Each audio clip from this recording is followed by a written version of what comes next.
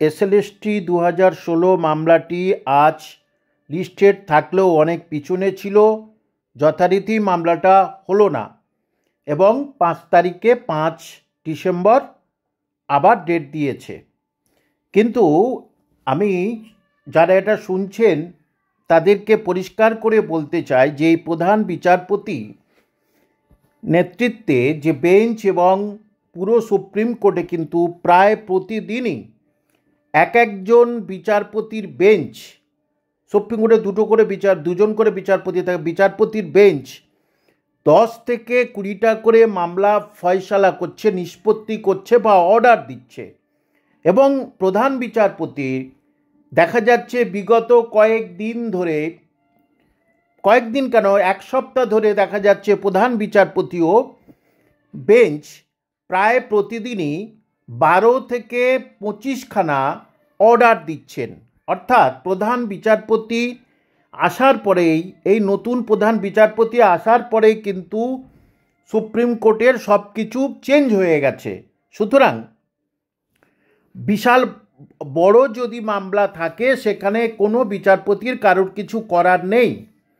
এবং এর পিছনে আরেকটা কারণ, এখানে যারা চাকরি হারিয়েছে তারা কিন্তু রেজিস্ট্রার জেনারেলের কাছে অ্যাপ্লিকেশন করেছিল এটা দ্রুত শুনানির জন্যে, কিন্তু সেই একজনই কেবল করেছেন। এবং এখানে রাজ্য সরকারের উদাসীনতা সবচেয়ে বড় জিনিস। রাজ্য সরকারের গাফিলতি এই মামলা নিয়ে সবচেয়ে আমাদের চোখে আঙুল দিয়ে দেখিয়ে দিয়েছে যে ওবিসি মামলা নিয়ে কতটা সক্রিয়।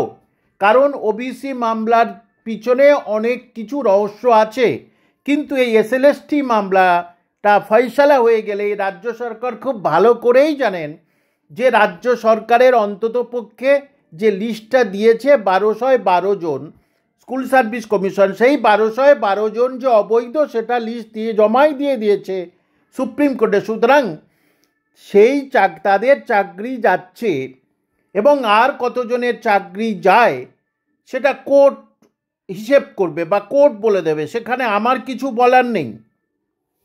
আর সেই জন্যেই রাজ্য সরকারের যত গাত্রদাহ হয়ে গেছে যে কিছুতেই এই মামলাটা যাতে বিচারপতির সম্মুখীন হয় সেই সম্বন্ধে একটু দূরে থাকছে, সেটা পরিষ্কার এই কটা দিন ধরে বোঝা গেছে। আপনারা দেখুন প্রথম থেকেই আরজি কর মামলা নিয়ে কত সজাগ, কারণ সেখানে নিজেদের প্রেস্টিজের ব্যাপার ছিল। তার আগেই স্কুল সার্ভিস কমিশনের জন্যে যে সুপারনিউমারি পোস্টের জন্যে যে বেশ কিছু ক্যাবিনেট মন্ত্রী সিবিআই জিজ্ঞাসাবাদ করার কথা ছিল, সেটার জন্যে কিন্তু ঝাঁপিয়ে পড়েছিলেন 30 জন অ্যাডভোকেট, নামি দামি অ্যাডভোকেট। কিন্তু স্কুল সার্ভিস কমিশনের জন্য আপনারা দেখেছেন যে এই সরকার কোনো রকমের তড়িঘড়ি করছে, কারণ যতটা দেরি হয় হয়ে যাক। কিন্তু ওবিসি মামলার ক্ষেত্রে ওই যে বললাম, এখানে অনেক সংখ্যালঘু ভোট নির্ভর করছে, কারণ ওবিসির অধিকাংশই সংখ্যালঘু ভাই বোন। সুতরাং সেই সংখ্যালঘু ভাই বোন তারা বিভিন্নভাবে বঞ্চিত হচ্ছে, এটা অসুবিধা হবে সরকারের বা যে কোনো সরকারের। সেই জন্যই দেখা যাচ্ছে যে রাজ্য সরকার যদি একটু সদিচ্ছা পোষণ করেন, রাজ্যের কয়েক লক্ষ যুবক যুবতীদের স্বপ্নটা অধরা যাতে না রয়ে যায়, তাদের বয়সটা যাতে চলে না যায়, সেইটা যদি রাজ্য সরকার সত্যি একটু মানবিক দিক দিয়ে বিচার করে দেখেন, কারণ মাননীয় মুখ্যমন্ত্রী মানবিক মুখ্যমন্ত্রী। তবে একজন শিক্ষক মহাশয় হিসাবে এবং চাকরির পরীক্ষার এক্সপার্ট এবং লেখক হিসাবে আপনাদের সামনে এটা বলতে পারি যে ধৈর্য ধরার সময় শেষ হয়ে গেছে। আর কিছুদিন আপনারা ধৈর্য ধরুন, কারণ এই বিচারপতি কিন্তু এই মামলার নিষ্পত্তি করেই ছাড়বেন বলে আমি মনে করি। কারণ সমস্ত সুপ্রিম কোর্টের সমস্ত বেঞ্চের মামলাগুলোর নিষ্পত্তি আমি পরিষ্কার হিসেব দেখেছি এবং প্রধান বিচারপতির বেঞ্চের হিসেব দেখেছি, তাতে আমি উৎসাহিত হচ্ছি যে আপনারা নিশ্চয়ই এর সুফল পাবেন। যতই রাজ্য সরকার যতই ঢিলেমে করুক না কেন, কিন্তু একটা দিন, এবং সেটা খুব দ্রুত, রাজ্য সরকারকে ভাবতেই হবে যে আপনাদের জন্যে কিন্তু একটা বিজ্ঞপ্তির ব্যবস্থা করে দিতেই হবে এই রায়ের শেষে। আমি তো বারবার বলে এসেছি যে এই নতুনভাবে বিজ্ঞপ্তি দেওয়ার ক্ষেত্রে কোনো কিন্তু আইনের বাধা নেই, কোনো কিছু বাধা নেই।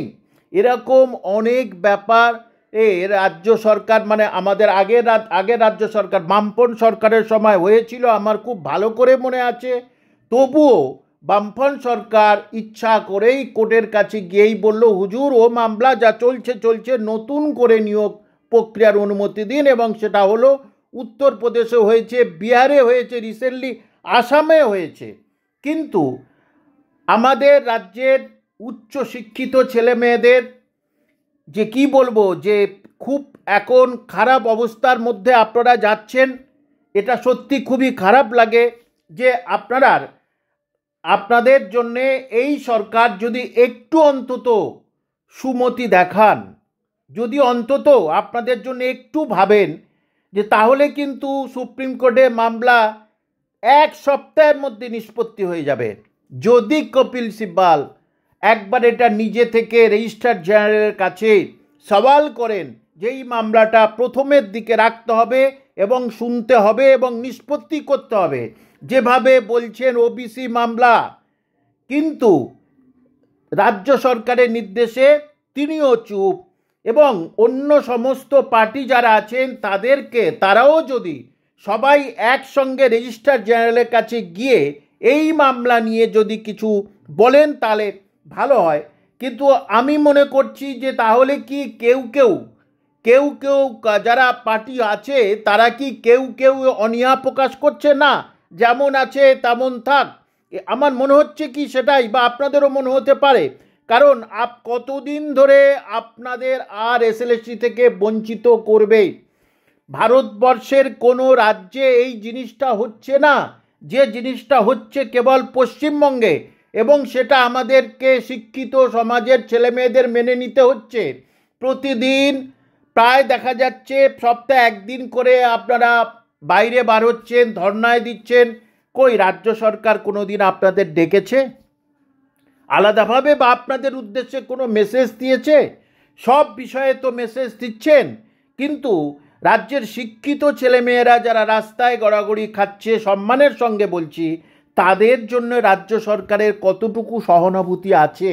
একজন নাগরিক হিসাবে এটা আমি বলতে পারি, এটা কারো সমালোচনা নয়। কারণ যে নিয়ে পড়ে আছে, যে জিনিসটা নিয়ে পড়ে আছে, তার সেই জিনিসটা নিয়ে কষ্ট হয়।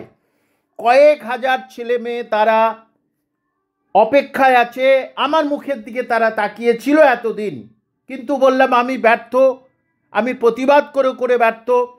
সারা পশ্চিমবঙ্গের মানুষদের একজোট না হলে, ছাত্রদের একজোট না হলে সমস্যার সমাধান হবে না।